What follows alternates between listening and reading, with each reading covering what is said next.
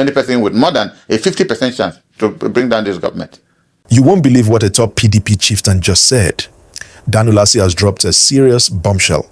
According to him, only Peter Obi has what it takes to defeat President Tinubu in 2027.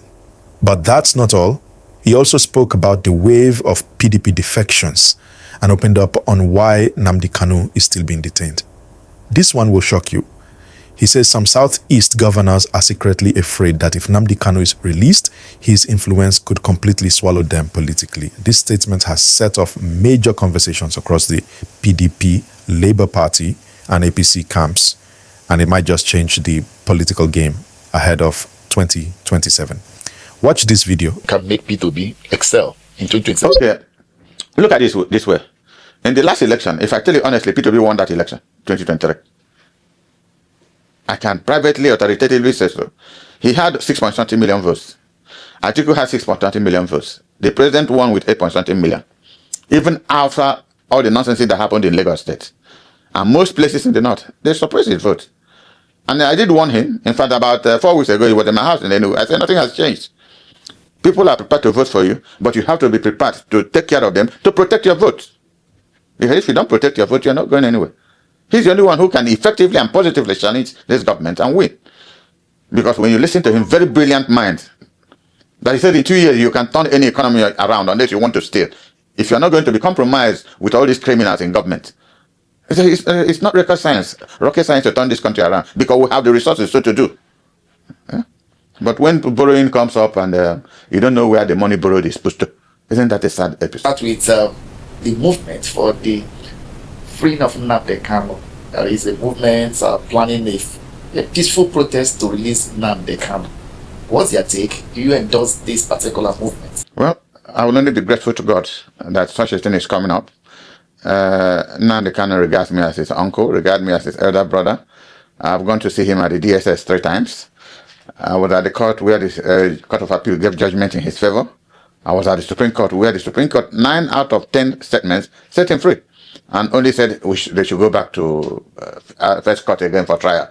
That's an unprecedented move in the judiciary process in this country. You can understand that they condemned everything the federal government ever did against him, and yet still they will go back for trial. So it is one very touchy issue to me personally, because that's a very brilliant Nigerian that this government or previous government that started this nonsense, they are just wasting him. And you don't know, and this is why things are not working. Ask me, what has Nnamdi KANU really done? Because he is talking about freedom and appreciation of his people. That's a summary of what he's doing. Tell me what he's doing. Is it worse than what is happening today in Zamfara? That I hear there's a new Boko Haram group called Wolo Wolo or something. I saw it on AIT News. They have taken over the whole state. Northeast is gone, in scatters. Now they're attacking, what is it called, Plateau. I can see in the news now that the Senate is, the Congress of America is discussing the issue of Christian massacre in Nigeria. They want to find out because there's a report now, a debate going on in the American Senate about that incident. That there's real crisis in this country, and the president appears as if nothing is going on. Look at the recent killing in Benue State, up to today unexplained. There's more than how many hundreds killed in Plateau State, unexplained. Zamfara is almost taking over. Our governor can't even, I think he's running Zamfara from Kaduna.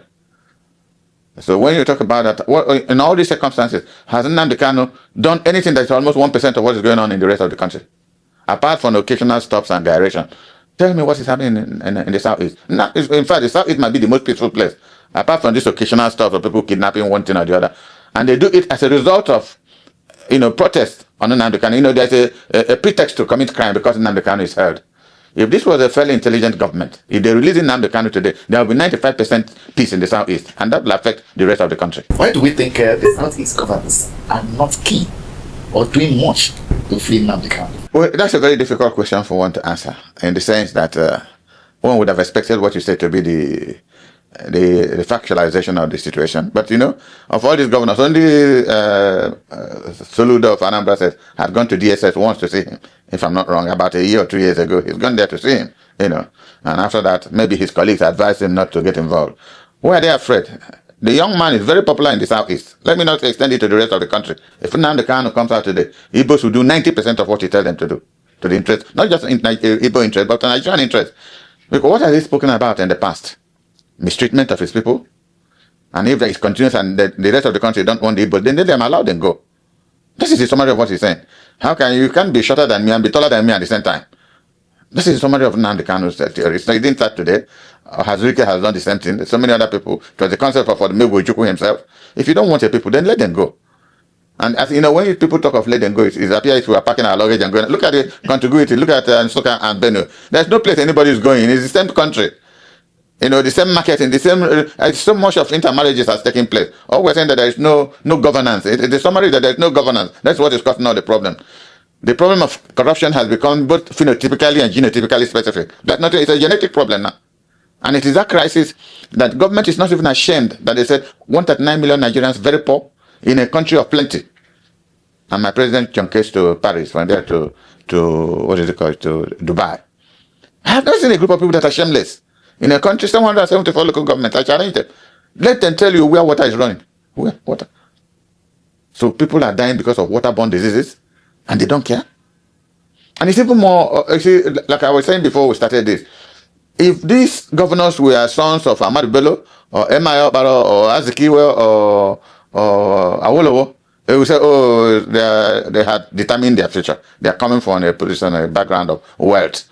But tell me which of these governors not coming from a very poor environment? Most of them, their parents have never been heard of.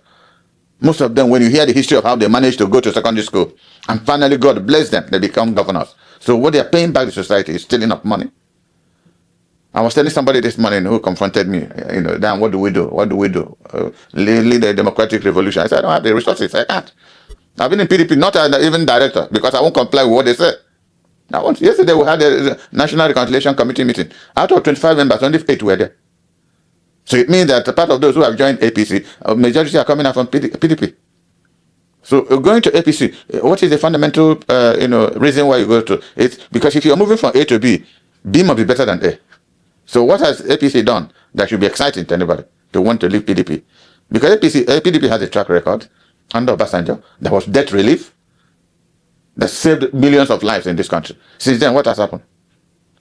8 years of Muhammad Buhari was a disaster in this country. I said it on this channel and other channels, even when he was in government. It was a disaster. There was no governance. And this president, when he was campaigning, said he was going to continue from where Buhari stopped. He's now seeing the true nature of where Buhari stopped. How beautiful where Buhari stopped is for the rest of the country. Isn't that a tragedy? In 21st century Nigeria, with everything God has given us, we don't know where we're beginning and where. If you don't know where you're starting, how do you know where you're going? You know, and we take it as a matter of routine. Nothing is going. It's in our case, they say, let's leave it for God. So we are the only people God created. If we decide to be foolish, then He will be foolish with us. All right, we'll return to party politics. But in the case of Nnamdi Kanu, why do you think he's still being held in all that we've seen? Appeal Court released him, Supreme Court admitted that yes, but go back. Why do you think that is still a battle of the continuation of Nigerian civil war? The war has not ended. I think it was on Channel TV, they had an interview last night. I said, the day Nnamdi Kanu is released is the end of the Nigerian civil war. And that will be the day the Southeast starts being integrated into the rest of the country. Look at insecurity everywhere. So is this government enjoying insecurity? That their citizens are being killed? Like you were saying something earlier on. Why are our governors in the South not interested? Because the boy will overwhelm everybody. It will be an M.I. Okpara. You know, the people worship the name Nnamdi Kanu in the Southeast because he represents the summary of their struggle from before the Civil War and thereafter. That's how they look at him. You know? I have stopped going to court because each time I come to court to join him, both of us start crying, and I feel very emotional about it. You know? He's a very brilliant young man that this government is wasting. Would have been a benefit for the rest of us in this country, but this is where we are. This is where we are. All right, we have gale of defection across the length and breadth of the country, and the PDP seem to be worst hit. Main opposition party that will see the governors leaving. Yesterday, it was Governor Peter Mbah of Enugu State that has defected. What does this imply for democracy? I must say something. It's one governor I'm very weak at criticizing because he has done excellent work. But I haven't seen any governor that passed through Enugu that has done what he has done in under 2.5 years. In fact, when you enter Enugu, you think it's a governor doing his second term. You won't believe he's just doing 2.5 years. All the abandoned property, projects for Chimaroke, he's almost completing them. Almost. Asphalting almost every road you can imagine in the capital city and some other areas in 2.5 years. So I find it difficult to start to think, why is he moving? APC did not make him. We need the struggle we pass through. So sometimes I ask, they may have reasons we don't know about. It's difficult to imagine that somebody is leaving the known to the unknown. If there's anything APC has done, particularly exciting or profitable to the Southeast, then we say, well, this is a good reason. You can't explain. It's inexplicable that you're moving from the known to the unknown. When we are looking for governance, there was APC. It was existing. APC was there. And then you chose PDP for whatever reasons, you convince yourself with. And then having done that, and you won an election on that platform, defeating the same APC and other parties that ran, and then you suddenly wake up to want to go to APC. There must be something sinister about it. And I'm seriously thinking, you start thinking that there must be some, corruptive tendencies going on. Maybe they take some papers to them. And, we have a president in this country, people, I don't underrate him. People take Tinubu for granted. I'm one Nigerian who don't take it for granted. If you're dealing with Tinubu and you're sleeping, you must have your two eyes open. Because if you know, as governor of Lagos State, there was nothing 8 years of Obasanjo, that was not done to take that state from him. There was a time PDP took the other 5 states and he fought back again in the second election and took them back. He was the only governor who survived PDP, Obasanjo, in the Southwest. People tend to forget that because we all have convenient amnesia in this country. He's a man I don't take for granted. In 2003, when we were preparing for the presidential election, I don't need to call names, at a strategic meeting for that presidential election, some people were telling Atiku, you have won, this. And halfway Atiku said, "Ship down. I haven't heard you say anything." I said, if I know this is a cluster of people you brought to make you win presidency, then it's a pity. Do you know the person who you are running after? He said, yes, the name is Tinubu, his friend. I said, he has won the election. He finished the election more than 9 months ago. Atiku kept his pen. I said, he finished the election more than 9 months ago, both judiciary everywhere. Finished the election. This is a man who doesn't take anything for granted. Even the wife is married in the house, doesn't take anybody for granted. And people are here talking. He finished the election for 2027, unless God will stop him. Only God can stop him. Okay, look at the disarray, the main opposition party. Look at the disarray we are in. So how do you, in this disarray, plan how to win against Tinubu? Even when a candidate has not emerged, PDP has zoned their presidency to the south. Nobody has emerged yet. The only person who can recrystallize PDP now, if P2B joins PDP, then there's a battle for Tinubu in 2027. If not, it's just an easy walkover. All right. From all you said, is PDP still strong to go into 2027 election and expect to win? We have 9 governors. 10. We had 10 governors yesterday morning. Now we have 9.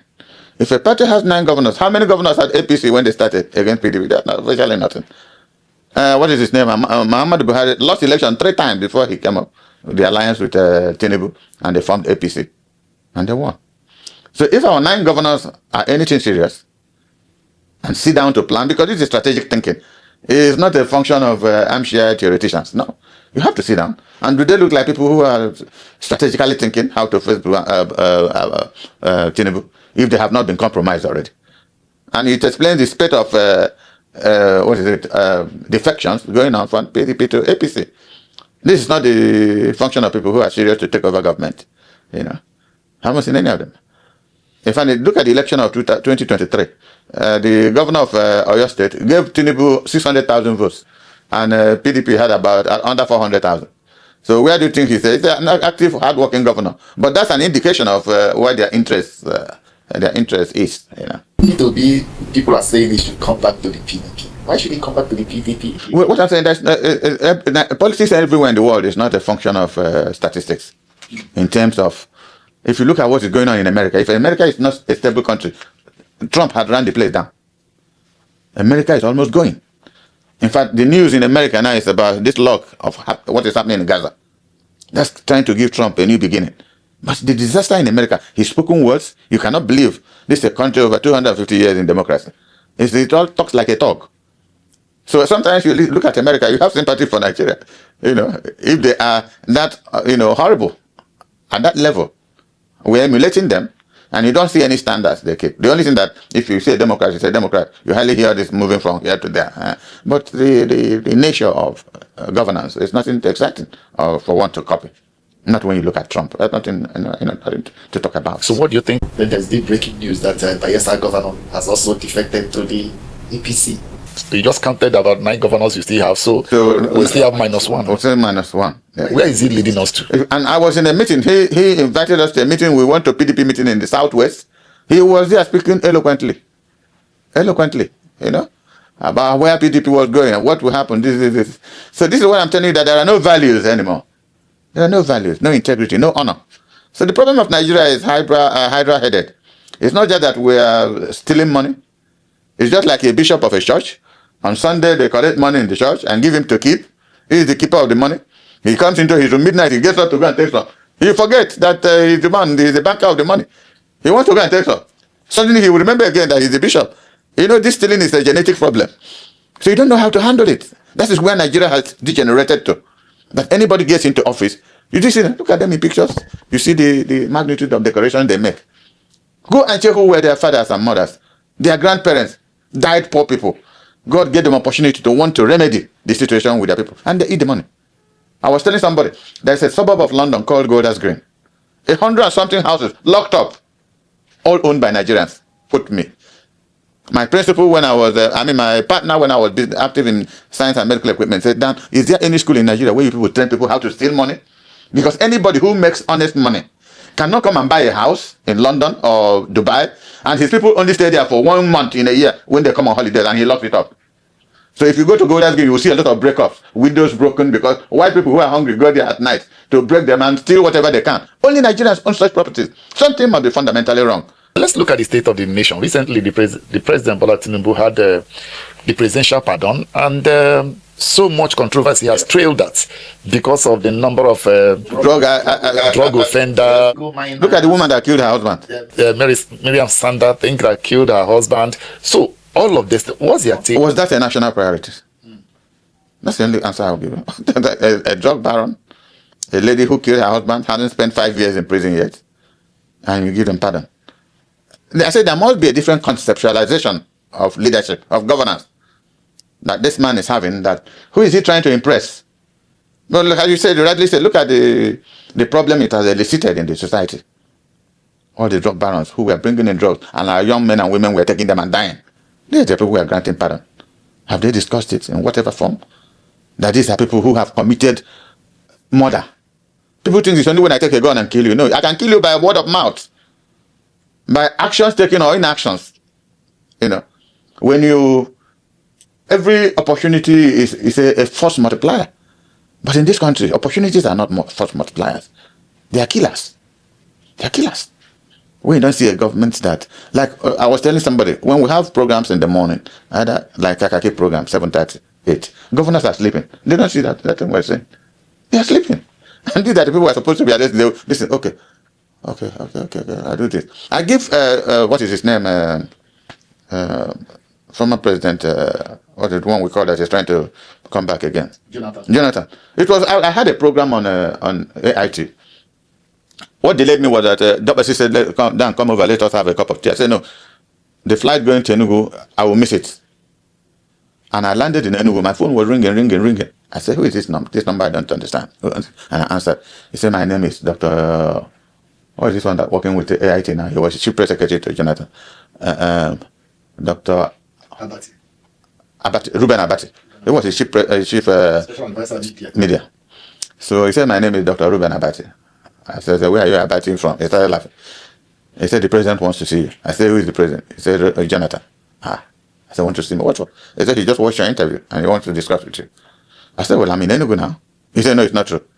Because I just left their office, moved straight to the airport, joined the 10 o'clock flight, and like 30 minutes I was in Enugu. He said, no. I said, do you know anybody at the airport? He said, yeah, they have security people. I said, tell them, I'm still waiting for my luggage. My luggage hasn't come out. So the chief security officer came out. And then I told him what was happening. In fact, they called him. He said that he's in front of the chief of last. And they couldn't believe it. And after that, Jonathan went to Jerusalem. Go and check and see the history of this period. He went for Jerusalem. He stayed 2 weeks. When he came back, they called me again. I came into his office. And I was discussing questions. He said, when you left university, I was in class 2 in secondary school, 1973.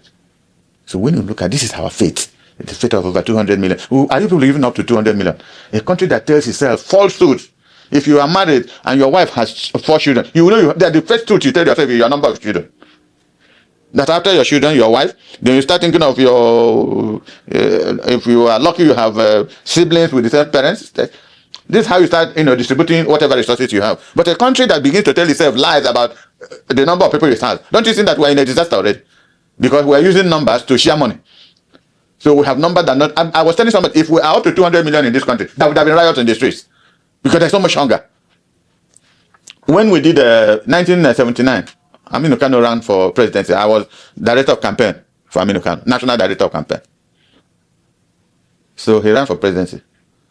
We said we were in his house in Kano doing calculation how we seize power. So we designated we win about 4 states in the north, 1 or 2 others in the east. I said, okay, that Kano had then 6.something million registered voters. That if we get 3 million, the most popular human being in northern Nigeria then was Aminu Kano. We calculated between Kano, Kaduna, and Borno that what will happen is that we'll have a runoff with Shagari. My brother, Zik had 990-something thousand votes in Imo alone. In Kano, Aminu Kano had 800-something thousand with 6.something million registered voters. And I asked in a meeting, did they lie overnight? SG Koko bent his face. I said, SG, you remember our calculation now? They have in fact told me to look for the ministry I will manage, that they know I'm a revolutionary, where we'll help the poor. I said, we couldn't beat Zik. The number of votes he had in Imo with about 3.something million registered voters, 6.something million registered voters. For a popular logged son of Kano State, we were expecting 4 to 5 million. They will be voting until it is the money. 800-something thousand, that's what Aminu Kano had in Kano. Zik had 900-something in Imo. Don't you see the dishonesty in falsehood, in saying whom we are?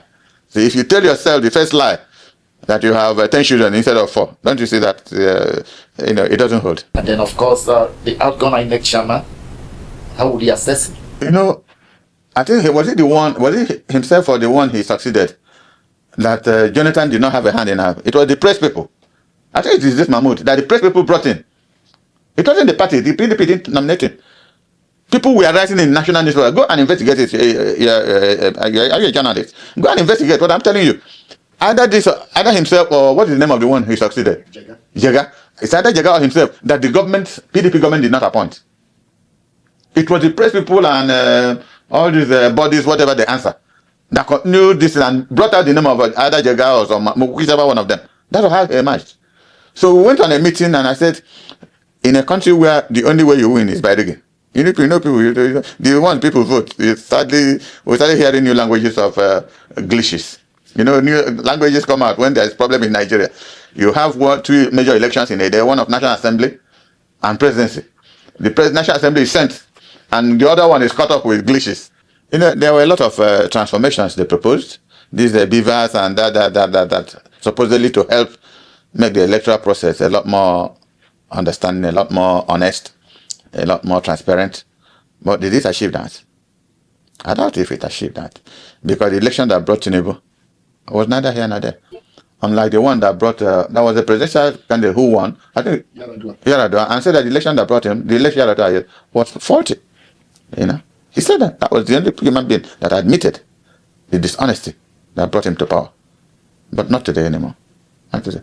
If you look at my friend, I call him friend, President of Senate, you don't know where he's coming from. That is one that is, again, very pathetic. I don't talk to him anymore. He sent me one function. Come, I said, don't get closer. Because I remember one night, I was in the villa when Obasanjo was president. 2 a.m. Myself and the former chairman of NOA, Nnamdi, Idi Farouk. So by 2 a.m., Obasanjo came out. I was seeing some people. They left. He said, Dan, I said, you'll be the last I will see. I said, okay, sir. He called Idi Farouk. He was finishing with Idi. 2 a.m. Who was walking in? Former governor of Akwa Ibom State, Victor Atta. Now, Victor Atta had planned for his son-in-law to succeed him. They have finished the primary. But the person who won the primary was now Senate President. What is his name? Ababio. Quote me on this. The person who won the primary was Ababio. Okay. How did I know? My friend Chris Uba told me that he had a friend called Ababio who was working with late Senator Anio Okonkwo. So between himself, this Senate President, and the person now, the executive secretary of South East Development Commission, Sylvester Okonkwo. Two of them were there like this. He's the one who put Sylvester in this position now. They were like this. And so Atta made him commissioner in his government. So when they did this primary, he was the one who won the primary. So Chris Uba called me, said, Dan, you know, that time his brother was, Andy was the closest person to the president, but he had problems. They were struggling for something. So he was warned not to visit the villa. So he told me that there's a man called Akpabio who won the primary. You see how God works. So by that 2 a.m., what did you call the name of the governor there? Atta? Is it the one that is an architect? Yeah, Victor Atta. Victor Atta. He came in and was briefing Obasanjo that they had a beautiful primary, that one young man won. I was just laughing. Obasanjo says, "Dan, why are you laughing?" I said, because he's telling you falsehoods, sir. The person who won is one lawyer called Akpabio. That the person he's telling you that won is his son-in-law. Hey! Obasanjo shouted. He said, "Get me Ahmadu Ali, who was then our national chairman." He said, "I got me to call Ahmadu Ali by this time. He will kill me in the morning." Then he told Andy to get him on telephone. They got him. He said he should come into by 2:30. Ahmadu Ali was in the villa. Every party that got involved in it are still alive. I'm mentioning names. And then Ahmadu Ali, President Obasanjo asked Ahmadu Ali, who won the primary in Akwa Ibom? He says it's what's the name of this Senate president? Akpabio. Not his son-in-law. The one he put his name is his son-in-law. Obasanjo nearly locked him up. If not for immunity, he nearly locked Victor Atta up. Only once, I didn't know who once, something happened. Yes, when this investor lost his uncle, we were at Ojoto doing better, and that's the first and last time I met the Senate president today. Even the little you know about the Senate president, at least from very beginning that you know, how would you assess his performance as Senate president? It's a disaster. For me, it's a disaster. What has he done? That singles him out as a good performance. What has he done? When I remember how, as minority leader in the House representing us, they started charging him for stealing. Then they called him to London. I didn't know who was that. Buhari, I don't know who. They went to London, came back, and moved over to the other party. That's how I started. Is that an honorable position you want me to think of? What do we be doing? They always stamp, rubber stamping whatever the government wants them to do. Have you seen anything extraordinary? Have you seen any serious debate in the National Assembly today in the interest of the common man? If you have, just tell me. I'll be ready to apologize. But I haven't seen, every time you see them. Who was the one who said that anything the man brings, they will approve it?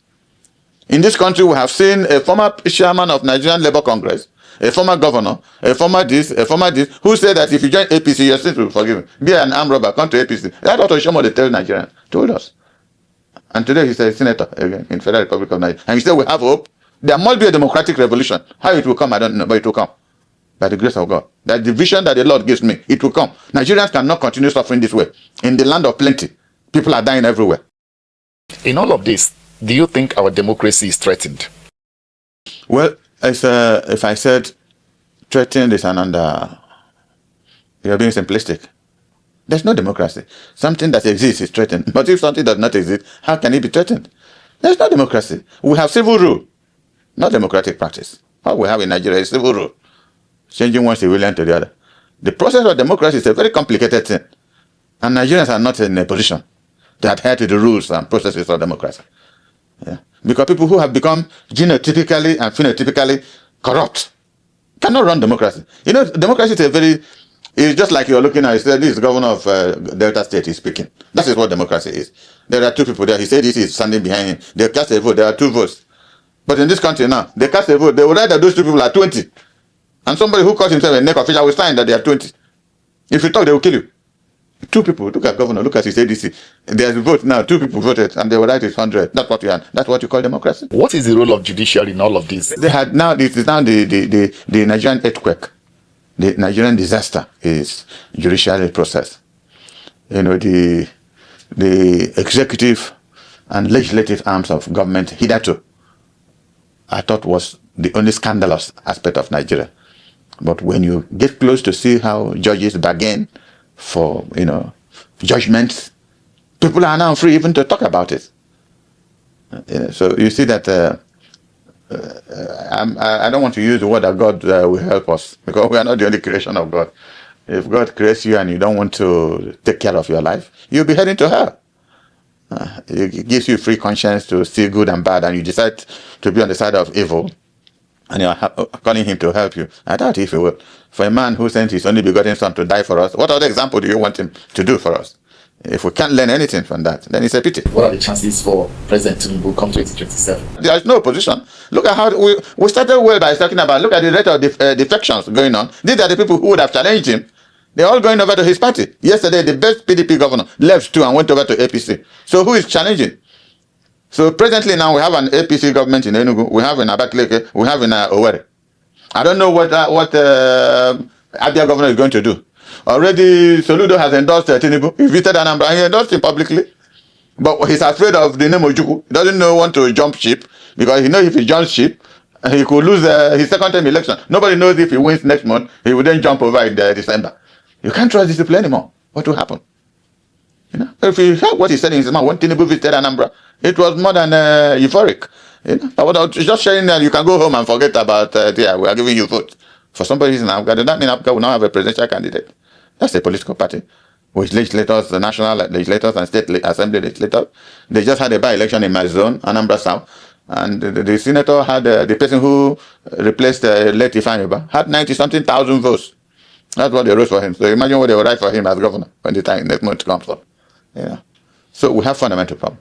And if you are given an opportunity, for the sake of argument, if you were to support any candidate for 2027, who will those candidates? That candidate or those candidates be? Two people.